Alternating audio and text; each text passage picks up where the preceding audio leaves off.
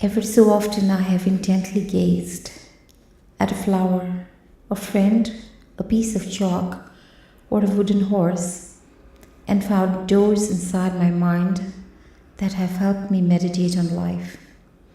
When I have written, be it an essay, a poem, a story, or a lyric, they have always somehow remained incomplete. Oftentimes, I would get reprimanded by my father, who was my mentor, my friend, and my teacher. He was very structured and mathematical, so he wanted me to complete the rough drafts of my writings. On the other hand, these fragments, these incompletions, fascinated me. The slight tension that stayed in the mind due to these unfinished written sketches had an inspiring aesthetic value in my imagination and kept pushing me to keep moving from one subject or theme to the other without wondering what I initially started working with. Slowly, with time, I started appreciating fragments as art forms. I believe ideas or moments are like these broken traces which retain the suspended trauma of once being damaged or broken. But as a restorer of lost emotions and moments, I feel such breakages can be the starting point of something beautiful, sensitive, vulnerable, yet powerful. This visceral pleasure of gathering splinters or specks of thoughts or memories, sounds, images, scientific research, and apparently disconnected historical and mythical narratives gained complete momentum after I came to the Massachusetts Institute of Technology as a mere observer.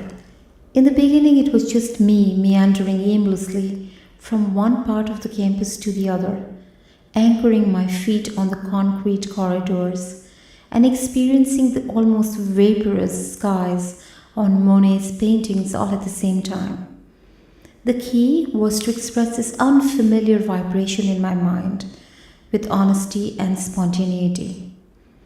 Thus began this process of rethinking space and information, scientific research, personal memories, and of course, my immediate responses to the senses. It was indeed a life changing process. I dared to follow the river of my thoughts, feelings, and sensorial experiences through words and music, and later, even visuals and materials. I kept writing disjointed narratives as they came upon me. The written landscapes became a journal that I never thought I would publish. There's something I must mention in this connection, something that many of the researchers and PhD students and even professors have conceded upon with me. There is an unpredictable, invisibly visible, indefinable, and a very distinctive vibratory pattern in the spaces, corridors, classrooms, grass, the pillars, the dome, and even with the crickets at Kresge. I feel I have been like a spider inside a giant web, holding on to the tense threads of these incoming messages that I can directly connect with. I'm not a cognitive scientist, so I can't explain it. But yes, there is a vibration, one that is thick with harmony and dissonance, but certainly one that is overpowering and promises an extension of reality. I've always been very deeply influenced by novelist Virginia Woolf and by how she turned her texts time and again into a vast chamber. And in her words, as she says, all half lights and profound shadows, like those serpentine caves where one goes with a candle peering up and down, not knowing where one is stepping. Unlike Woolf, I did not have a room of my own. Rather, I had the unlimited and open resources of MIT's research, the professors and the scholars who helped a literary mind connect to the thus far suppressed metaphors, and the faith that storytelling does not always operate on stern rules and conventions. The Institute helped me to dare. I had left behind several spaces of memories, ideas, people back in my country, but somehow I was able to bring them back all in through shifting stages of experience, whilst wandering as it were in the institute.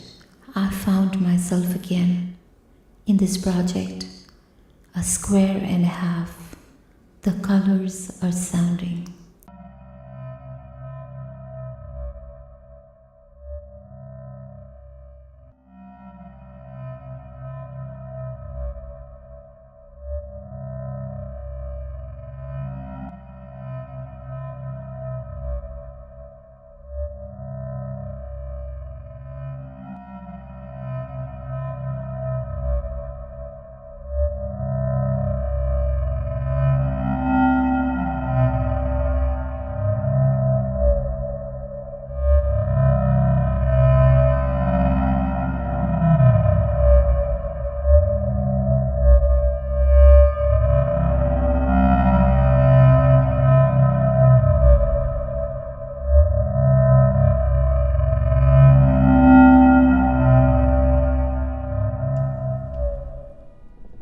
My soul is a bundle of things, what's painted on my eyes, beneath my gaze, or whatever you may see.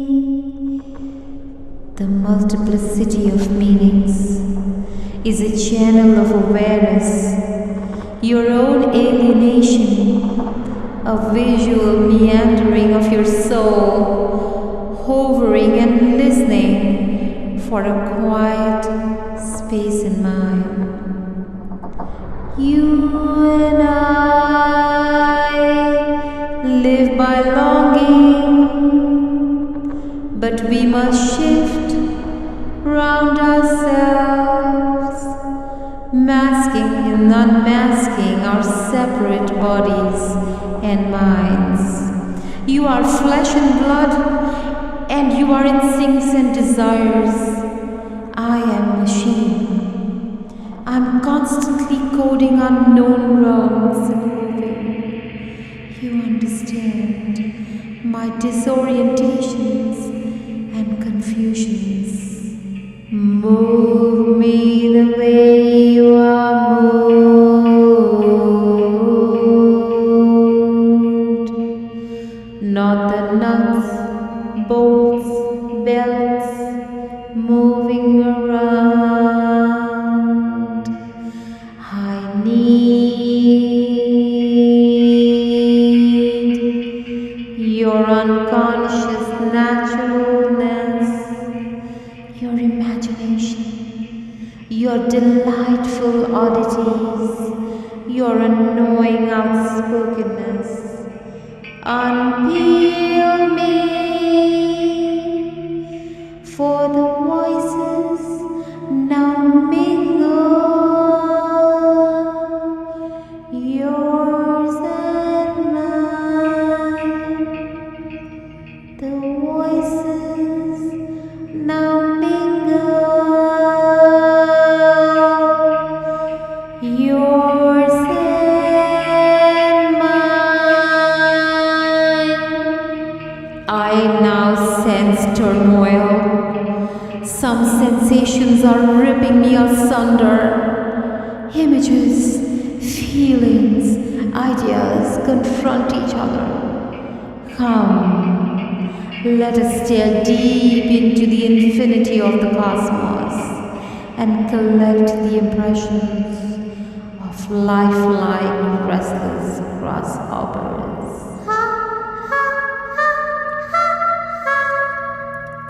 I hear the wind roaring outside.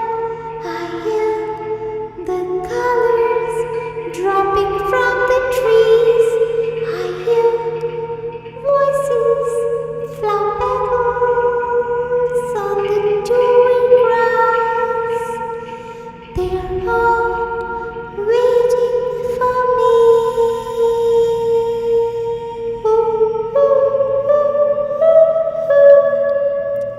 Improvise me tonight. Baptize me and give me all you have.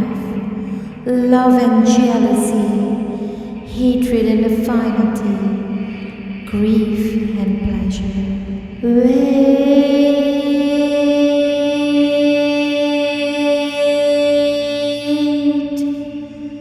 The lights went out. Almost. It's getting dimmer and dimmer. Don't forget, theater is hunger. Tonight, we improvise. Tonight, we improvise. Tonight, we improvise. Tonight, we improvise. Tonight, we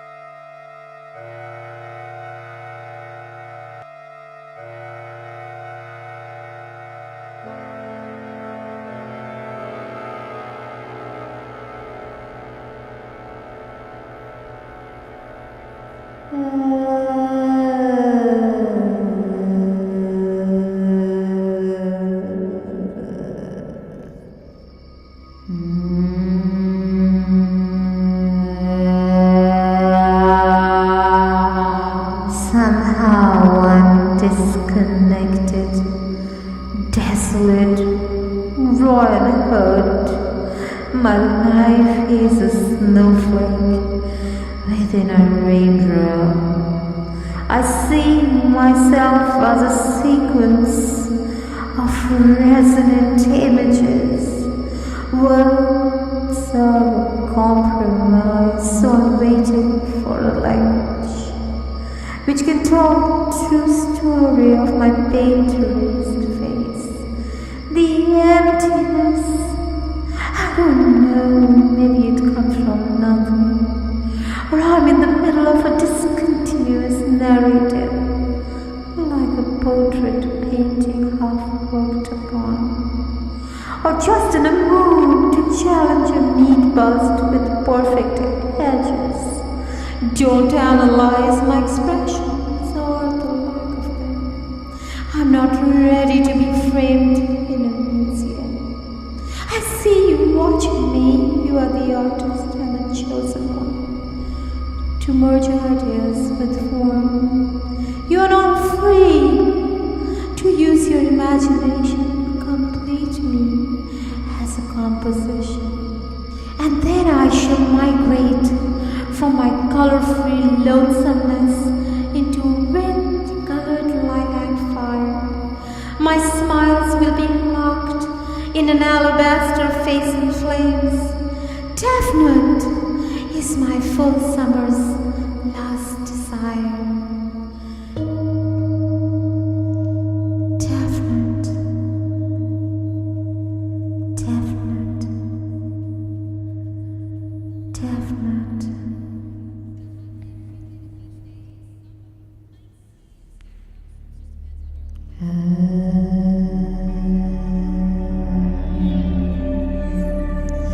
Under the shade, bridal skies, I find gratification of the heart. Taste the crushed colors of the dawn, and the pictureless silence in my eyes. The universe is hideous. I will confront and spill venom into life. No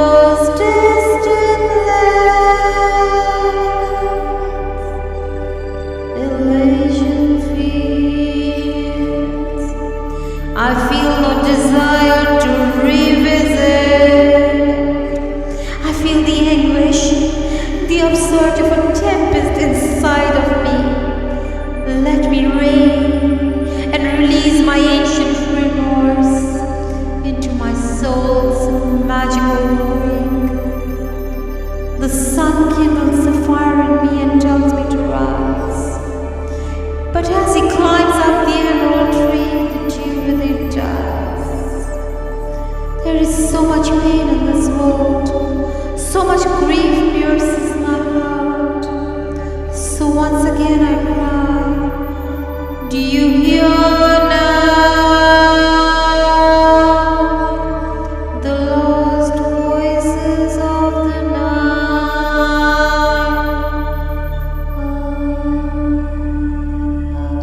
Hear the sounds of my eyelashes when you stare at me trying to make meaning of what's written on my face. But I feel safe, hiding behind my mask of Japanese cypress. I feel safe that you will never catch me distraught or upset. You will always find me in my iconographic image, for this gilded cage is my permanent face. The human face, this gilded cage, is my permanent face. The human face is a riddle, like moonless skies impenetrable. It is like the painter's technique of flourishing and chaotic brushstrokes, with too much to read, too much to comprehend, too many references to things, people, thoughts, now in light, now in shadows. My life is a book of pictures, so hear me speak behind this unchanging appearance. Don't wander, direct your attention to my being. The human face is riddled with too many things. Stay with what matters, the silence within. Too many things. Stay with what matters, the silence within. The human face is a riddle, like moonless skies, impenetrable. It is like a painter's technique of flourishing and chaotic.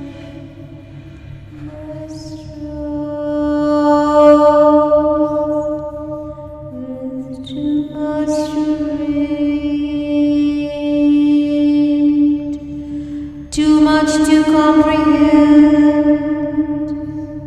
too many references to things, people, thoughts, now in light, now in shadows,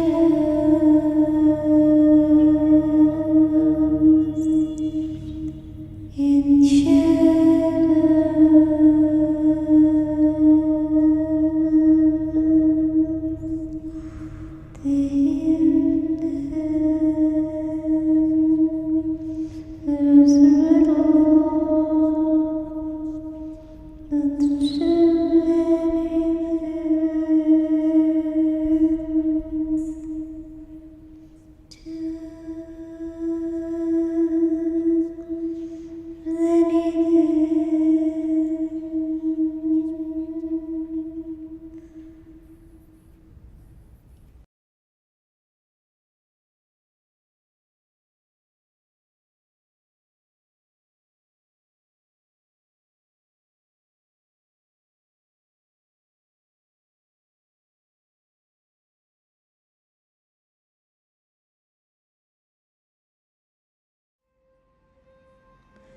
My grandmother was a connoisseur of Minoan art, and I believe she possessed a darkened statuette that had these shapes and circles. Forgetting is impenetrable, shadowy and unstructured. Forgetting has narrow corridors with pillars, and I'm constantly moving in the quest for memories. My mom wore a red dot in the center of her forehead every morning. She said it was a sacred symbol of her marriage to my father. Now, she's a dot in my mind, a receding but powerful dot whose illumination, size, shape and clarity do not matter. She is my dotted line in the music sheet, transcendent of all material forms. When my son was born, I used a black dot on the side of his head to ward off evil. The red became black, but they have forever been the most integral part of the tapestry of my life.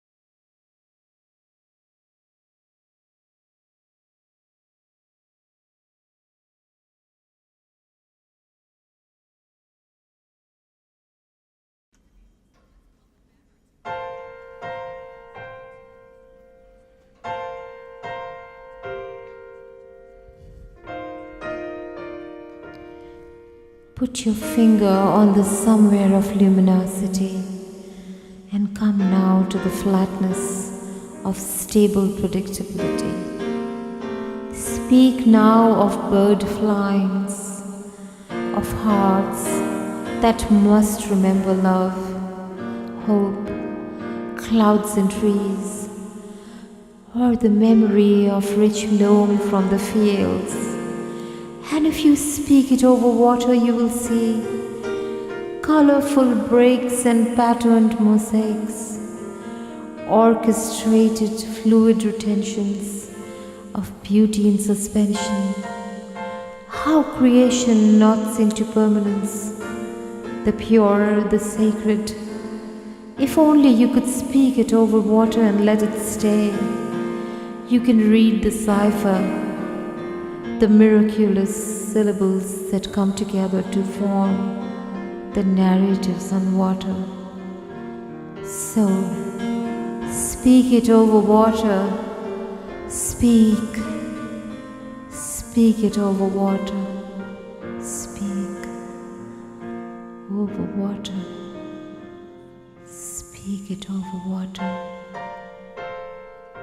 speak. And teach us a new language about the transformation of things. Speak it over water.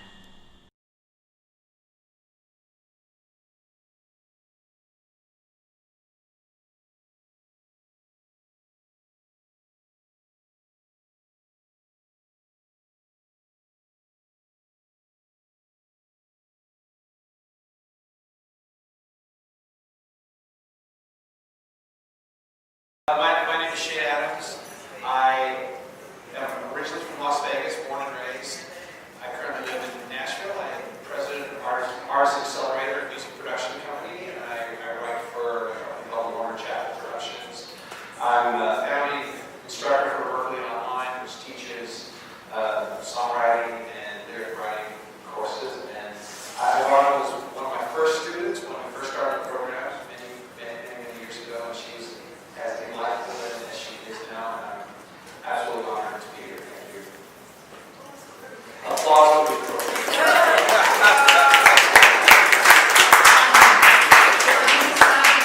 I can't help but tell you a short story. Before coming here, I found upon the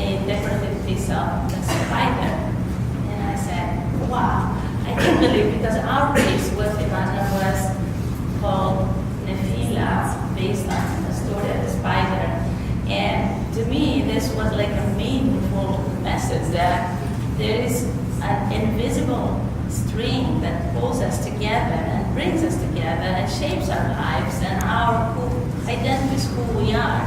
So I realized that I tried to write a message to her because I was so excited that this happened to me, and I sent 3 messages through the messenger, and I wrote this in 3 different ones. Our lives, like invisible strings, are interwoven, caught in the play of serendipity. Or is it the objective chance, the surrealist marvels of the everyday?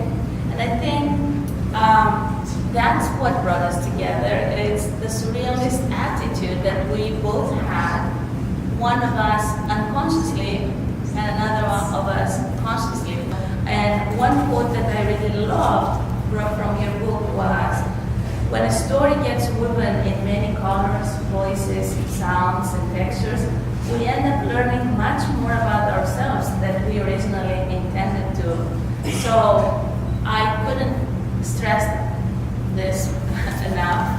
I learned so much from our joint journey. And then he left, and then everyone came. The idea was you felt his presence.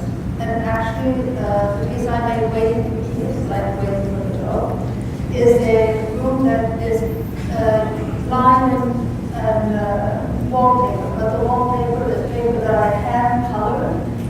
So beads and beads and beads of hand colored paper. So it's a very different feeling than if you walk into a room that's painted blue, or if you walk into a room where someone has hand painted the walls and that. And that activates the feeling. And then there's this beautiful soundtrack that's on headphones, so that you have, again, it's in your head, not it's you me by yourself. And I came home, and for the first time in my life, a kid presented itself to me as the artist. And the next day I went to visit these mechanics I work with, so they do listen. And I said to him, she's going to do any painting go across the room. And I showed him what I wanted to do. I had to get can like this, which is never happened to me before. And I showed him, this. And he looked at it, and he said, cool, let's get George. And I have to say, George is here. And George did a small, that's what George started helping me with. Here helped me learn how to make mechanical pieces. Actually, I have these very lovely walls in a very comfy building, just lighting over, and all my machines are in it. So, I was like a walk right, it's very old. Welcome everyone, and thank you Ivana for this inspiring project and this panel. I am Dr. Meral Ekincoğlu and would like to talk about a square and half colors and sounding as an architect and as a visiting scholar from MIT History and Criticism of Architecture program in 2014 and 2016. And as an architect, the essential argument I would like to talk and discuss on her project is its potential for ontological architecture. As a mother whose son, a senior at MIT, studied mathematics and at the very core of her existence, with her final sentence in her project concept, which is related to MIT and its architectural spaces, I have finally opened the pathway of my soul to share what I have felt, heard, seen, touched, and smelled, to heal, feel transformed, and empowered. And these sentences in her project concept clearly reflect her sensuous experience during her creative process and her ontological sensitivity to architectural space and built environment which she has experienced. In his recent book, Genealogy of Architecture in 2013, Kenneth Frampton, where professor of architecture, architecture historian and critic at Columbia University, underlines the problem with the current progressive drive to commodify the entire world and its critical influence on architecture. In spite of this critical station, according to Kenneth Frampton, architecture is a singular material culture with its potential to resist this problematic fact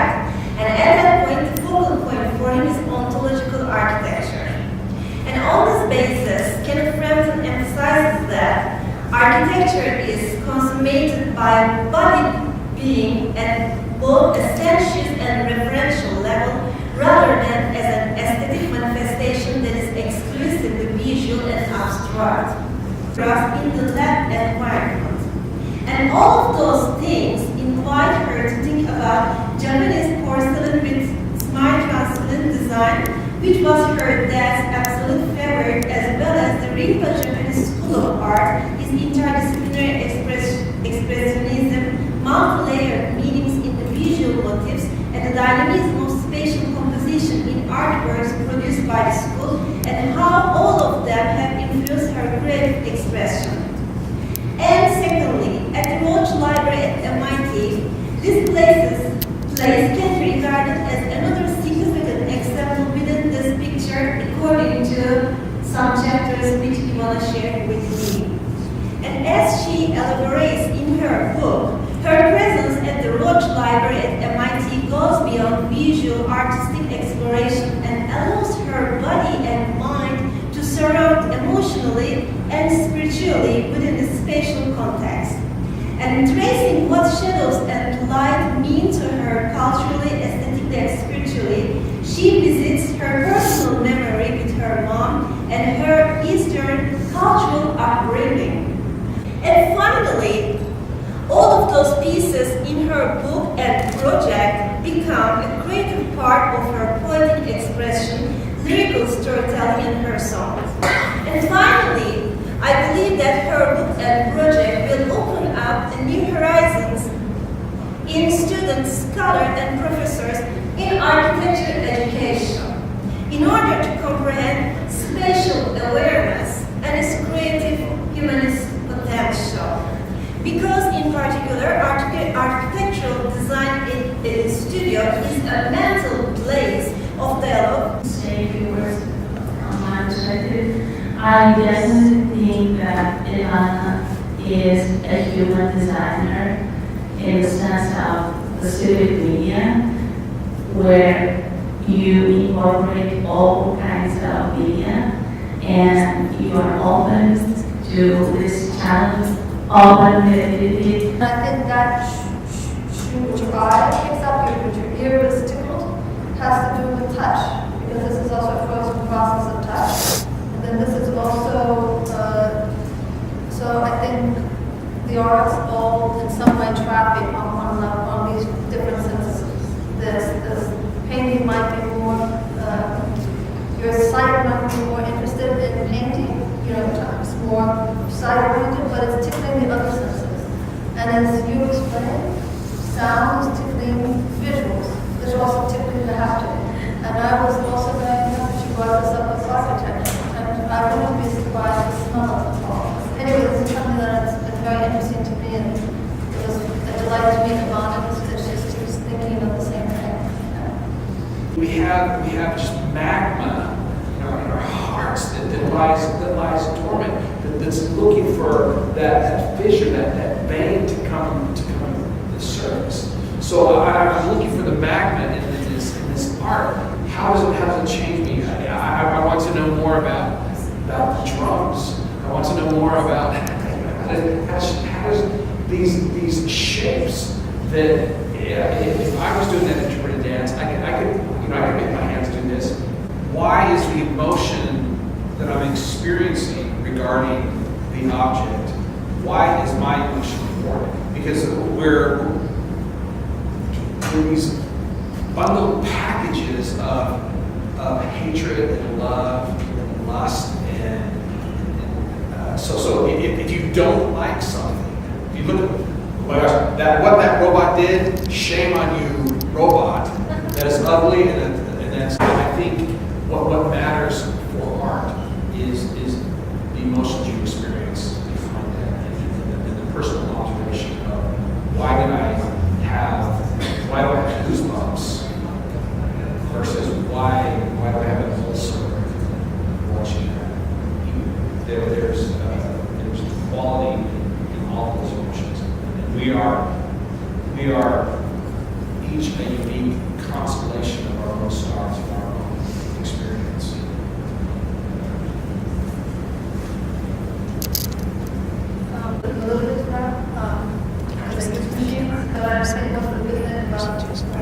two things is that I'm very bad machines. So all my pieces have a lot of character and consequence. And I hope that I'm going to be very machines. And I wanted to just mention two things. There was machines that had been around for a while. Sean Teamy used them, and I loved his piece, which was he had machines and campaigns, and then he gave them all awards, like in the first best and that's sort of my response to the machine already. So there was one other, David Berman, Charlie has I love Charlie has I think that one of this, because the last would be bad machines. They were starting out, they didn't have enough money to buy a drum machine, so they tried to fix it forward side a little bit. And I think that that's what makes that song so great. So I'm sort of, like, although I, very wrong machine, and it's nice to have you in the hand.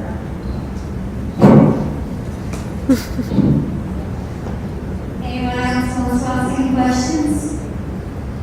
Or take some food?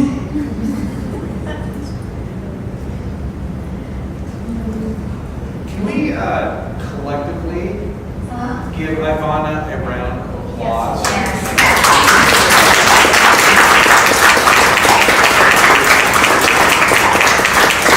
All those who think Ivana is a work of art, please show up by being manifested by the raising of your right hand.